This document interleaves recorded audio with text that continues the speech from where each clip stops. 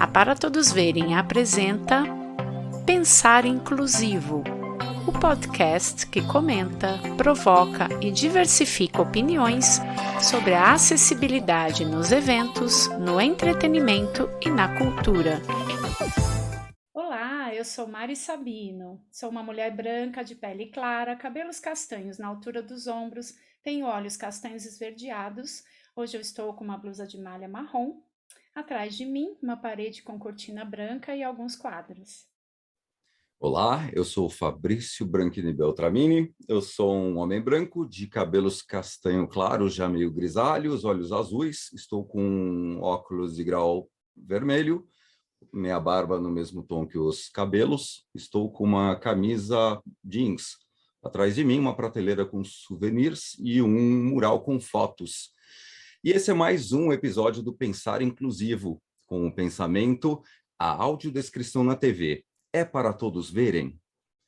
Continuando as nossas conversas sobre os desafios da acessibilidade no entretenimento e na cultura, trazemos hoje em pauta as atividades da audiodescrição no segmento audiovisual. Traduzir imagens em palavras, ampliando o acesso das pessoas com deficiência visual às ações, personagens e aos mais variados cenários das produções, seja nos canais abertos, a cabo ou via streaming, ao vivo gravada. Assim acontece a audiodescrição na TV. Mas como ela acontece ao vivo, do outro lado da tela? Como ter acesso ao recurso diante de tantos comandos no controle remoto? É possível ter a AD em quais programas da TV brasileira?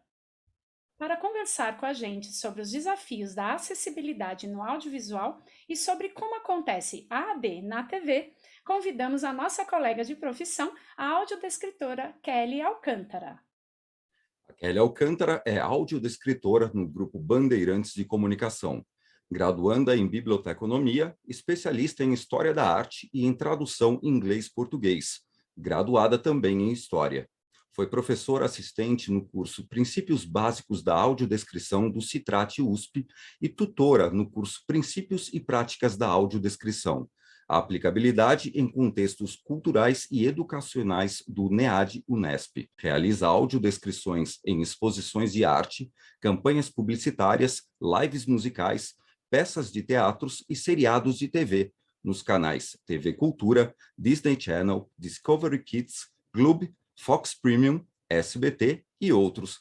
Seja bem-vinda, Kelly. Boa noite, tudo bem? Primeiro, antes de fazer a audiodescrição, eu queria agradecer a Mari, ao Fabrício pelo convite, dizer que eu estou muito feliz de estar aqui participando e para a gente poder discutir esse assunto que é tão importante e que está em crescimento, né? Então, estou muito feliz de estar aqui, muito obrigada.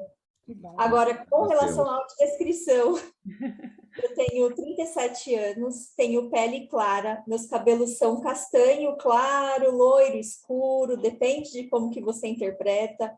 Meu cabelo é longo e liso, os meus olhos são castanhos. Eu estou usando uma maquiagem leve, uma blusa regata branca. Eu estou sentada em uma cadeira preta, que só dá para ver um pedacinho quando eu me mexo. E no fundo, se vocês perceberem, são vários armários brancos, porque o meu escritório é meio que escritório e closet. Então, são portas brancas. Kelly, dá para ver aqui a sua audiodescrição maravilhosa. Fala para nós como se deu a sua formação como audiodescritora. Então, a minha formação em audiodescrição, ela começou em 2012, 2013, durante a pós-graduação, a especialização em tradução que eu fiz na Uninove. Era uma especialização de tradução inglês-português. Em um momento do curso, eles tinham uma proposta de apresentar vários tipos de tradução. E uma das disciplinas era a audiodescrição. Porque, para quem não sabe, a audiodescrição é considerada uma tradução audiovisual intersemiótica, porque eu pego uma imagem e transformo ela numa palavra. Então, eu estou traduzindo uma linguagem para outra. Então, o curso de tradução abordava a audiodescrição. Perfeito. Quando eu conheci a audiodescrição, eu falei, nossa, para tudo. Eu não quero mais traduzir idioma. Agora a audiodescrição, a sua tradução.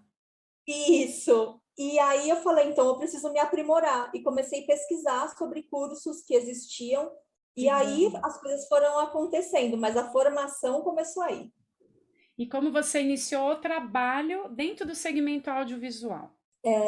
Na verdade, eu já estava inserida dentro do mundo audiovisual já há muitos anos, porque o meu pai, ele trabalhava em produtora, ele tem hoje, né, acho que tem 20 anos já, que ele tem uma empresa de locação de equipamento e de profissionais também de audiovisual, e os meus irmãos também têm empresas nesse segmento. Então, eu já conhecia mais ou menos o mercado, já conhecia produtoras, produtores, terceiros de emissoras de TV. Então, foi por aí que eu entrei. A questão é que, na época, né, quando eu comecei a estudar audiodescrição, ninguém pedia audiodescrição. Então, eles ligavam e falavam, olha, eu quero um câmera, eu quero um produtor, eu quero um tradutor, quando é outro idioma, mas acessibilidade ninguém tinha pedido até então. Aí, em 2015, ligaram e falaram, olha, tem uma nova demanda aqui e agora os produtos têm que ter acessibilidade. Você conhece alguém que faça? Aí a gente já, tá, conhecemos, né? A gente falou, então vamos entrar. Mas assim, a gente era inexperiente, em 2015, a gente não sabia precificar, não sabia nada. Aí a gente falou, nossa, a gente vai ter que aprender a precificar, porque eu conhecia na teoria, não conhecia na prática. Aí a gente ligou numa dessas gigantes, assim, sabe, de acessibilidade, e cotamos o mesmo trabalho que estavam cotando com a gente cotou com uma empresa, com uma gigante do mercado. E eles passaram um preço para a gente. Com base nesse preço, a gente montou o nosso preço, que era o preço dos iniciantes, digamos assim. E até Chegamos. hoje a gente pode dizer que não tem muito valor equiparado, né? Porque a gente não tem ainda um setor, né? Todos nós somos da área aqui, então a gente sabe como é que é justamente essa questão de valorização do trabalho e ao mesmo tempo precificação, né? São coisas diferentes e a gente precisa sempre estudar o mercado para chegar nesse denominador comum. Como que você entendeu depois que foi o consumo disso? Porque existe uma demanda que se prepare o produto. Aí quando ele vai ser veiculado a cabo, TV aberta, como que está esse consumo? Você acha que isso foi crescendo? Vocês sentiram esse retorno das produtoras a partir desse trabalho? Então, sim, o que aconteceu foi que esse trabalho foi bem tímido, mas mesmo assim era de um diretor renomado. Foi meio que tipo um presente que caiu no colo, né? Uhum. E aí a gente fez, e eu vou ser sincero com você, se eu fosse fazer de novo hoje, eu faria tudo diferente. Eu ouvi a audiodescrição há pouco tempo atrás e falei, nossa, que péssimo isso. Vou refazer esse ponto, mas não tinha como refazer, era o conhecimento que eu tinha em 2015. E assim, para você ter uma ideia de como que funciona, a gente começou a negociar em 2015, o trabalho começou a ser executado em 2017, foi para o ar em 2018. Então, assim, demorou muito tempo, muito tempo. E só que foi aumentando, mas começou a aumentar o trabalho, vou ser muito honesta com você, não é porque a produtora quer que o trabalho aumente. Aumentou porque eles foram obrigados a aumentar a carga. Esse era um ponto que eu ia abordar com você. Hoje, qual que é o tempo diário de audiodescrição obrigatória que as emissoras têm que cumprir? Como é que está Então, esse processo para a gente aumentar e ter a programação toda? Então, a lei já foi e já voltou algumas vezes, né? Pela lei inicial, hoje, 2022, já era para estar 100% do conteúdo audiodescrito. Uhum. Mas as emissoras recorriam, aí a Ancine voltava atrás, aí abria uma portaria, mas hoje são obrigatórias 20 horas semanais, mas não pode ser qualquer horário, tem que ser 20 horas semanais, das 6 da manhã, das 6 às 2 da manhã. Então, assim, Tá, não, o que vincular de madrugada não conta, digamos assim. tá. E é pouco, né? A gente pegar 6 horas, 20 horas semanais, É pouco. ainda tem bastante. E essa mesma sistemática se repete para os canais pagos ou não? Não se repete. deveria repetir, mas por algum motivo que eles recorrem sempre, não repete. O que eu sei que acontece é assim, vamos supor, um conteúdo que foi feito para uma emissora de TV aberta, foi produzido pela emissora de TV aberta, e ela vai para a TV a cabo, por exemplo, vamos supor, a Band tem a Band News, então o programa passou na Band e passou na Band News. Obrigatoriamente teria que ter a audiodescrição nos dois canais. Sim. Mesmo conteúdo. Mas isso não acontece na TV a cabo. Eu conheço muitos produtos de TV a cabo que foram audiodescritos, mas por algum motivo não foi vinculada à audiodescrição. Você acha que por causa de algum empecilho técnico de mandar um streaming de áudio diferente? Eu acho que não. Porque se a TV aberta consegue fazer, a TV a cabo não consegue por Em quê? tese, né? Essa é uma pergunta que a gente ia fazer para falar para o nosso público. Como é que a pessoa com deficiência visual hoje acessa os conteúdos de acessibilidade da TV aberta? Então, os conteúdos de acessibilidade pela TV aberta, eles são acessados através do controle remoto. Tem duas situações, né? Tem o controle remoto da TV, se você assistir por uma antena externa ou pela TV digital, aí você vai ter que entrar na configuração de áudio, como se fosse uma tecla SAP, e selecionar lá os áudios que existem para aquele programa e vai ter a descrição do áudio. Perfeito. Ou que é o que eu vejo na maioria das vezes, quase todo mundo tem TV a cabo, e aí acessa pelo controle da TV a cabo. Aí você acessa também pelos canais de áudio. Por exemplo, na Claro, existem uns botõezinhos coloridos embaixo, e aí um dos botões é áudio. Aí você vai clicando em áudio por áudio. Às vezes tem, sei lá, o idioma original. Original, com a tecla SAP que a gente tinha, né? Mostrava o original e hoje eles disponibilizam um canal só com a audiodescrição, né? Isso, só que infelizmente uma coisa que acontece, se você desliga a TV, essa configuração volta e você tem que colocar toda vez que você ligar a TV e toda vez que você trocar de canal.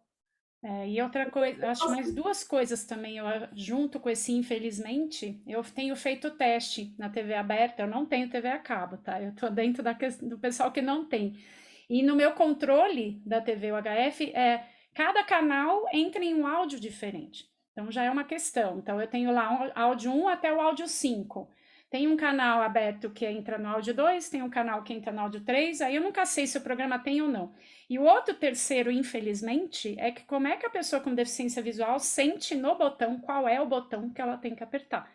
Que a gente não tem igual você tem nas máquinas de pagamento, por exemplo, um cartão que você tem como no toque perceber, né? Tem cada controle de um jeito, então ela precisa de um auxílio. Hoje até tem alguns recursos na internet que ajudam o pessoal, dependendo da operadora que você tem também, você tem tutoriais até que você consegue, né? Mas é uma busca um pouquinho chata e é o que você falou. Depois que você desliga ou muda de canal, por exemplo, se eu estou assistindo um canal aberto, eu mudo para outro, é outro áudio.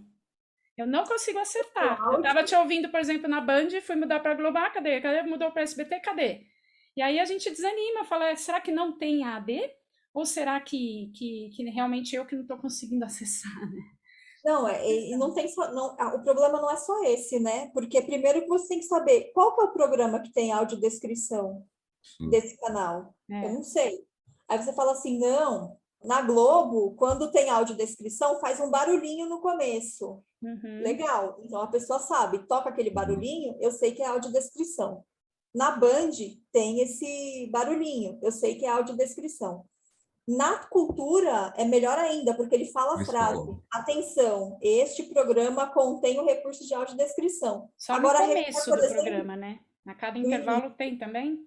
Não, só no início. Agora, por exemplo, na Record não tem nada.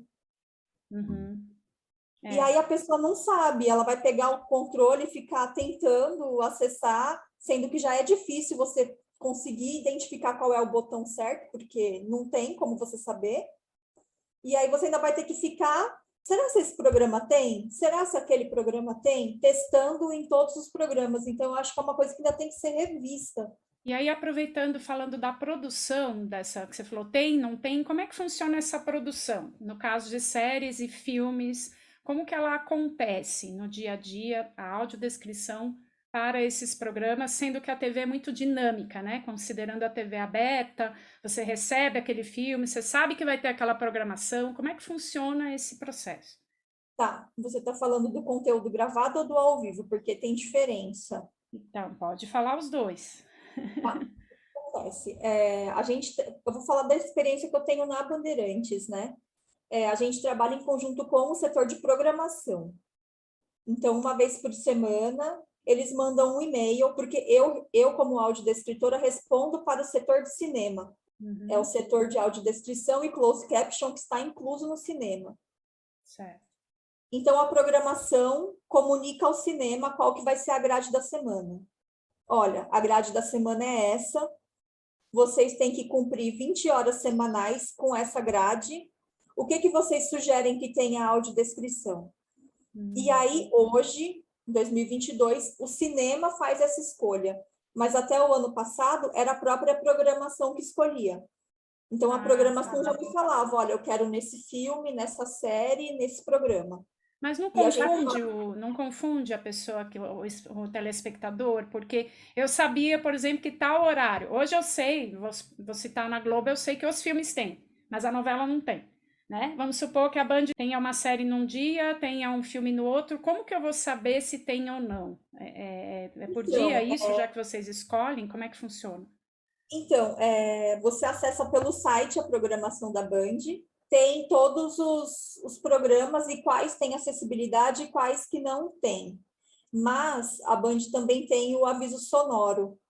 E uma informação que eu recebi há pouco tempo, que eu não sabia até então, é que esse aviso sonoro, ele é pago. Ah, é? É. Então, talvez por isso, não são todas as emissoras que coloquem. Certo. Kelly, ainda nesse assunto, de alguma forma, as pessoas com deficiência visual podem eleger o programa dessa grade que vai ser audiodescrita? Então, a Band, ela é muito atenta a redes sociais, e-mails, etc. Então, assim, o que já aconteceu de um programa ter audiodescrição e tirarem a audiodescrição? E aí a Band receberam um e-mail, olha, a gente queria que voltasse nesse programa. E aí eles colocaram de novo. Isso já aconteceu. Tá. Agora, com relação à programação, a programação e o cinema tentam sempre colocar audiodescrições em programas que vão atingir um maior público. Então, assim, hoje a gente só faz audiodescrição em programas nacionais, porque tem grade nacional e grade regional. Por exemplo, o Datena, ele tem uma faixa de 3 horas que ele é nacional. Então, enquanto ele é nacional, tem audiodescrição. Quando ele é regional, não tem mais. Os filmes da Band, eu diria que quase 100% tem audiodescrição. Só não tem audiodescrição os filmes que passam durante a madrugada.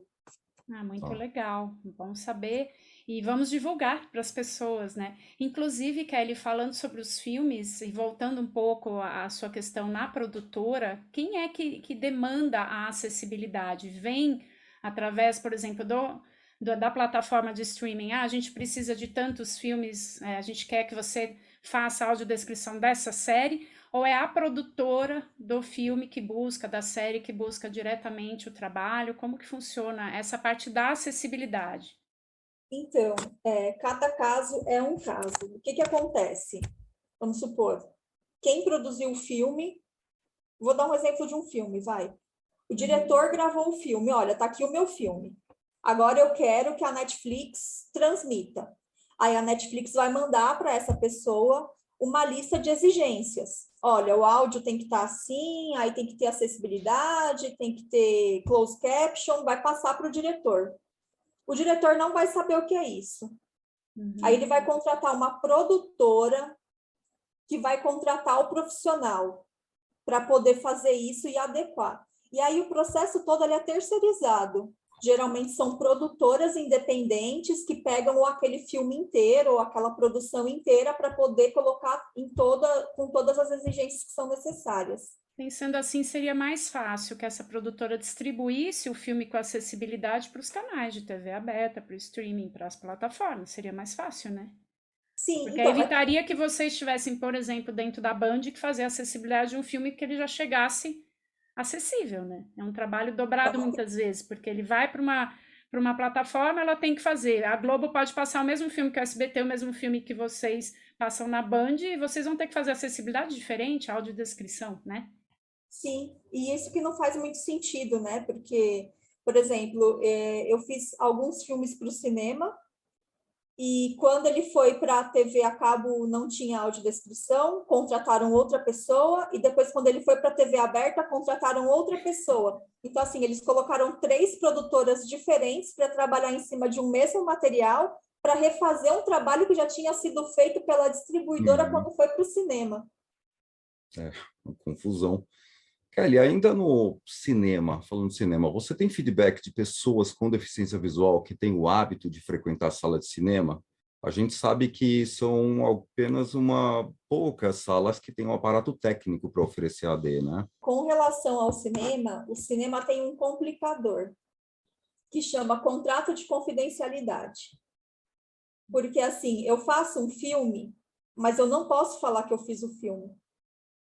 Eu não posso falar que o filme tem acessibilidade. A pessoa com deficiência visual tem que chegar no cinema e descobrir se tem ou se não tem. Porque isso também não é divulgado. Passa o trailer lá do Batman, mas não fala se tem acessibilidade ou não. E eu sou contratada e tenho um contrato de confidencialidade. Então, eu também não posso sair falando que fui eu que fiz. Então, por mais que eu conhecesse alguém que consumisse o produto, essa pessoa não teria como me dar um feedback, porque ela não sabe que fui eu que fiz.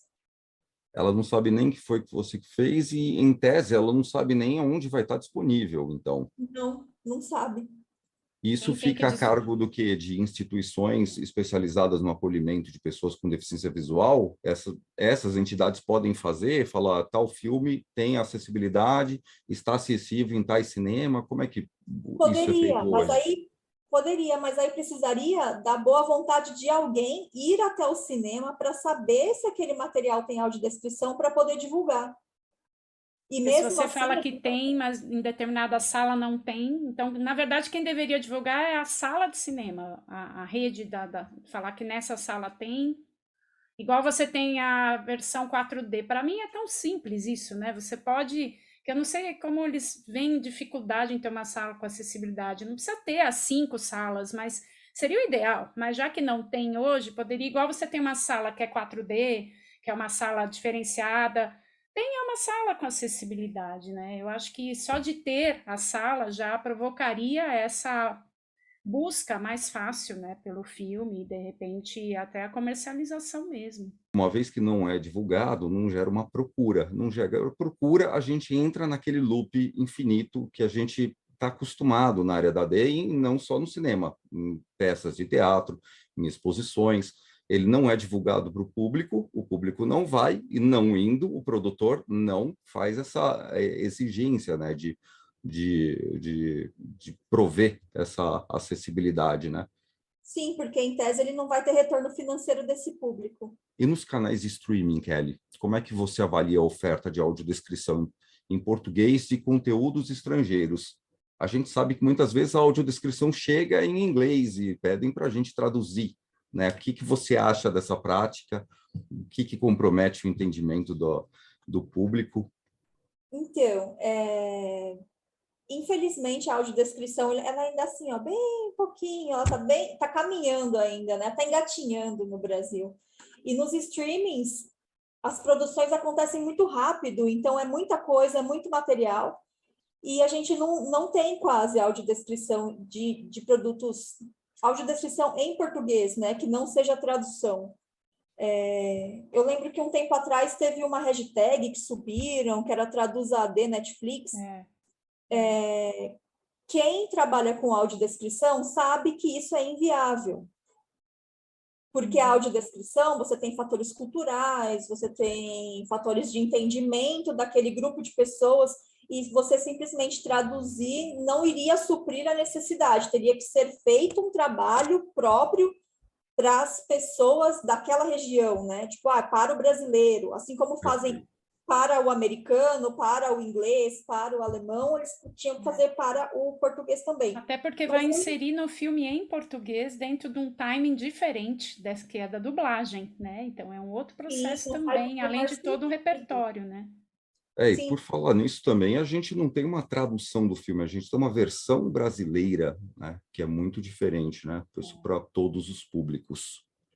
Então, mas eu entendo a importância e eu acho até que o fato de ter existido essa hashtag, mesmo que errada, digamos assim, porque o termo certo não seria traduz AD, eu entendo a Uhum. finalidade, que a finalidade eram pessoas que queriam consumir o conteúdo que não tinham e não Uhum. sabiam muito bem como pedir e subiram essa hashtag. Eu entendo que a intenção era aumentar o conteúdo, só não sabiam como fazer. Até porque Perfeito. muitas das traduções, eu sei por estar no mercado também da tradução aí com a empresa, a gente tem muitas vezes vindas já de outro país, em português, porque você contrata um tradutor fora que faz, então quando ele vem para a plataforma em português, ele já vem com a tradução feita lá num pacote. Eu quero em francês, em espanhol, em alemão, né? Então a audiodescrição feita lá, fica lá e vem muitas vezes para a gente no mesmo pacote em inglês. Ou vem no idioma original, né? Que geralmente você vê em francês, tem audiodescrição somente em francês. Nos outros idiomas, você tem todas as traduções de dublagem, as versões, né? Mas você não tem a audiodescrição. Então, muitas vezes vem de lá, nem é feito aqui. Acontece também isso, né? Eu acho que é um outro problema, porque a gente teria que ampliar essa rede de conversa de todos os envolvidos nessas produções. Eu acho que as coisas só vão começar a mudar mesmo quando tiver mais envolvimento e pessoas realmente interessadas e realmente pessoas que são da área, Aham. não são pessoas que querem somente ganhar dinheiro, porque se você quer só ganhar dinheiro, traduz lá 50 audiodescrições e coloca na Netflix. Vai ficar bom? Não sei.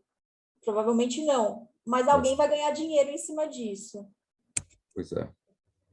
Kelly, vamos voltar na questão até que você acabou não falando, como é que funciona o seu trabalho como audiodescritora na Band, mas a AD ao vivo, que aí você explica para nós como que é. Você ainda faz a AD ao vivo hoje, no Fácil. programa, por exemplo, da Atena é ao vivo, como é que funciona lá? O que acontece? A Band hoje, ela faz audiodescrição em 4 programas ao vivo. Eu faço o Melhor da Tarde e o Brasil Urgente do Datena. Como que Eu funciona faço essa ao vivo? assim, a gente tem acesso aos estúdios, então assim, eu posso antes de começar a coisa ir lá no estúdio para ver como que é a roupa da Kátia, para ver o que vai acontecer, mas no final das contas isso acaba não acontecendo, a gente fica fechadinho lá no nosso estúdio, e quando começa a acontecer a coisa, a gente começa a fazer a audiodescrição. A gente tem a instrução da diretoria e do nosso setor de tentar falar o mínimo possível por cima do que os apresentadores estão falando. Então, a gente faz poucas inferências, a gente fala mais sobre roupa, como que cada um é, e, e faz pequenas inferências ao longo do programa todo. Mas a gente faz audiodescrição ao vivo. Até porque as notícias são dinâmicas e muitas vezes o apresentador tá lá pilhado, ele não vai parar para a audiodescrição, né? É igual em evento. Você vai. Não, na verdade, a gente já assumiu. Vou falar por cima do apresentador. Não existe a possibilidade de não falar por cima do apresentador. Essa é uma discussão sempre que a gente vai ter, porque não tem aquela pausa, não tem como. Vou falar, aí espera um pouquinho a AD, opa, agora eu volto, né? Não tem isso. O que a gente sabe é assim, e quando corta do Datena para um repórter, eu sei que vai ter 1 segundo, 2 de delay.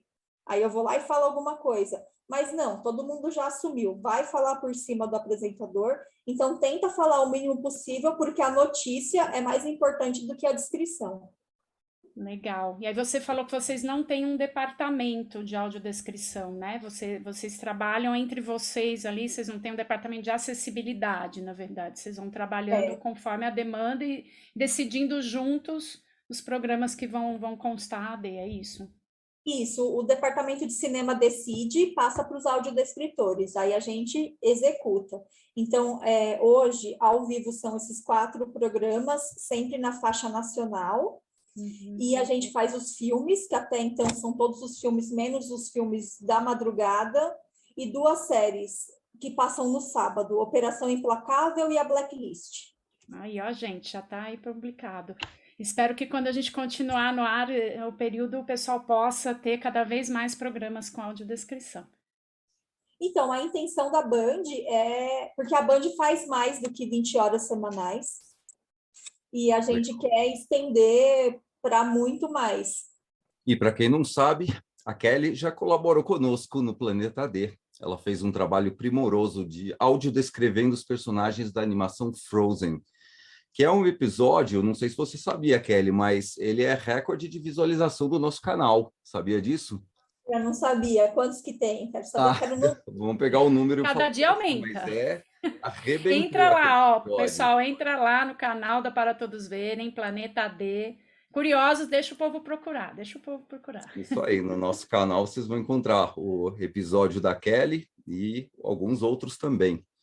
E falando sobre a audiodescrição de personagens de filmes como esse, voltados para o público infantil, quais são os cuidados com as inferências, Kelly? Então, eu acho que quando a gente está produzindo acessibilidade para o público infantil, a gente tem que pensar na criança. Eu sei que existem as diretrizes de audiodescrição, que existem inúmeras diretrizes de audiodescrição, e que a audiodescrição é uma coisa nova, que está sendo construída. Então, assim, por exemplo, quando eu comecei a estudar audiodescrição, e eu acho que 90% dos cursos que eu fiz de audiodescrição falavam, olha, você não pode inferir nada. Se o personagem está chorando, você não pode falar que ele está chorando, você tem que falar o que te leva a acreditar que ele está chorando. Tipo, escorre uma lágrima do olho esquerdo dele.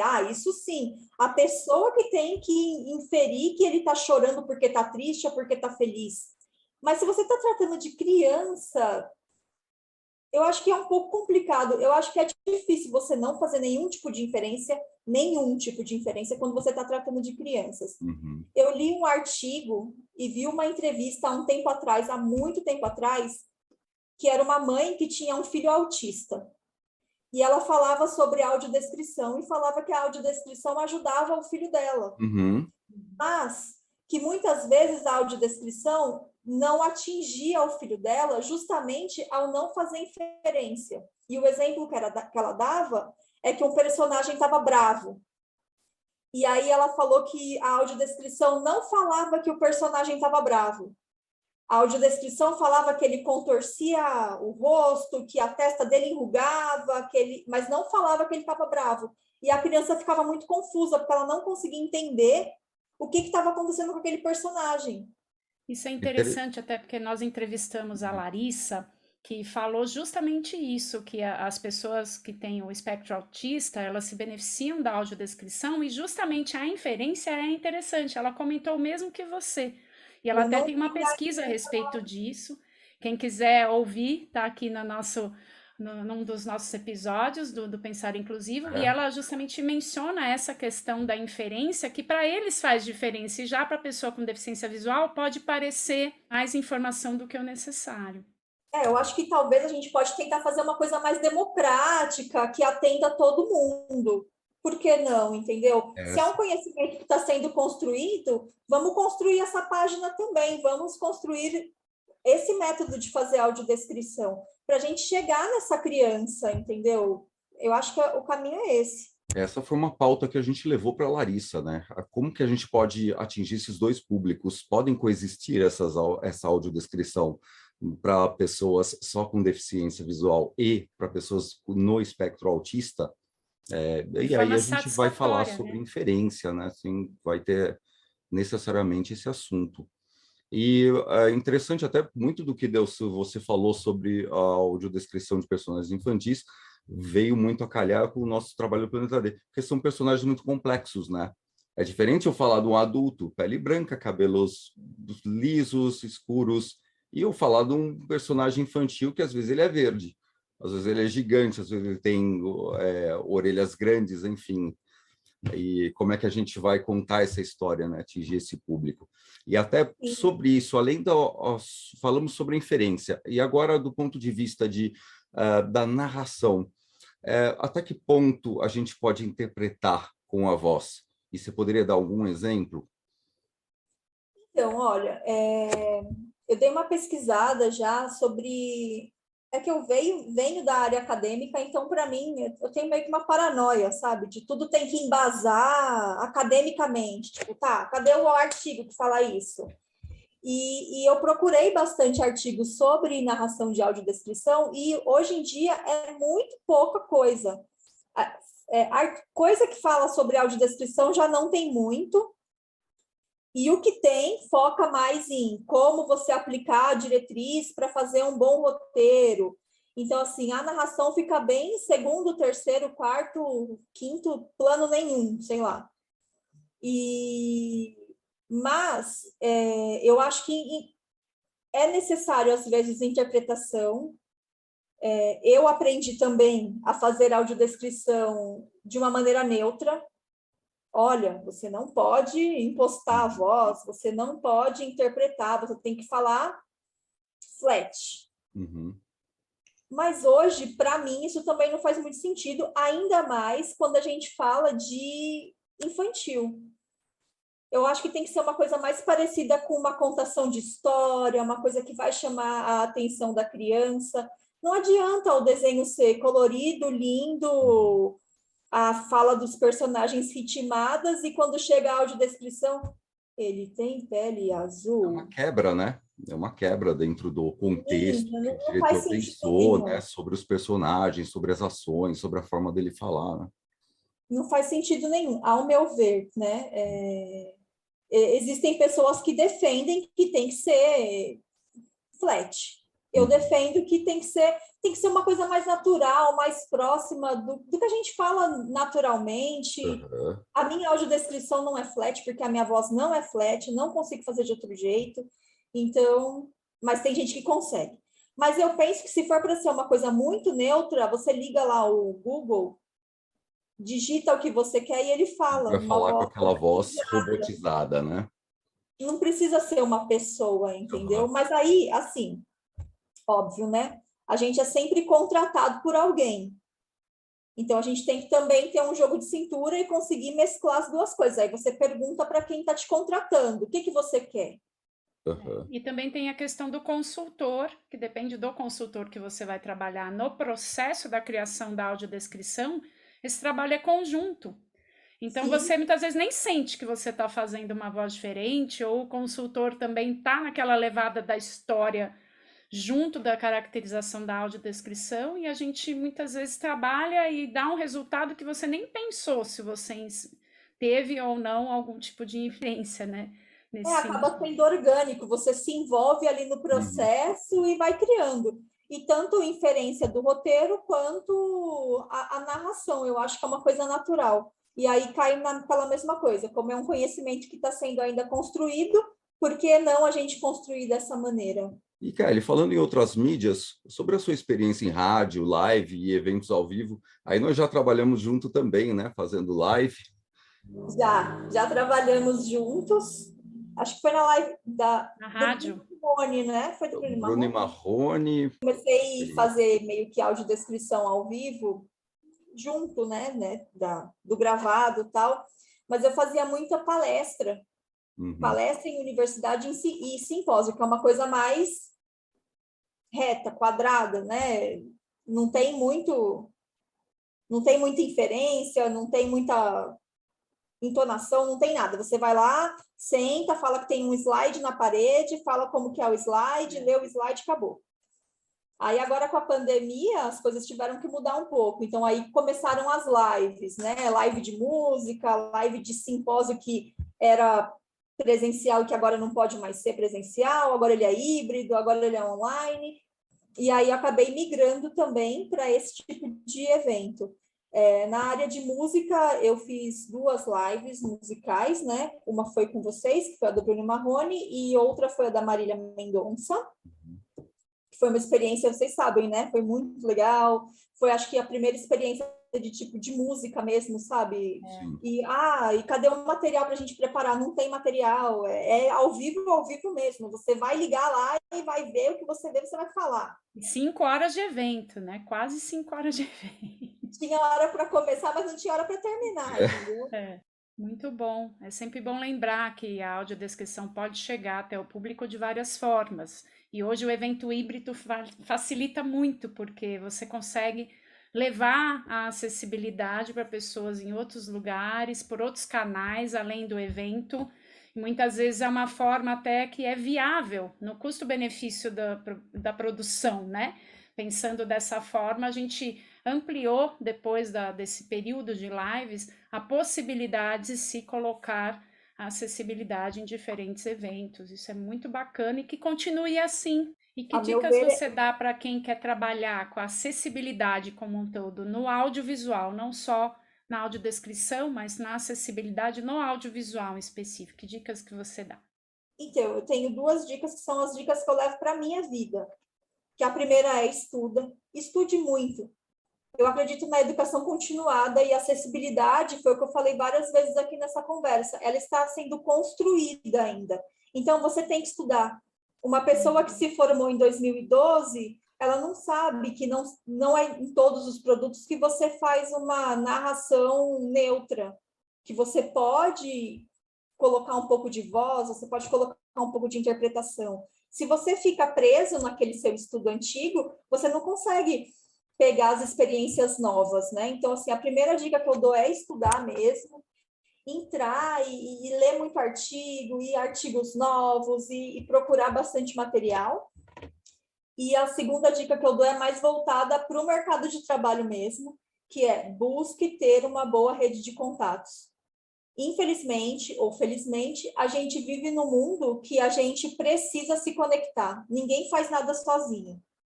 E ainda mais na audiodescrição, que todo mundo conhece todo mundo.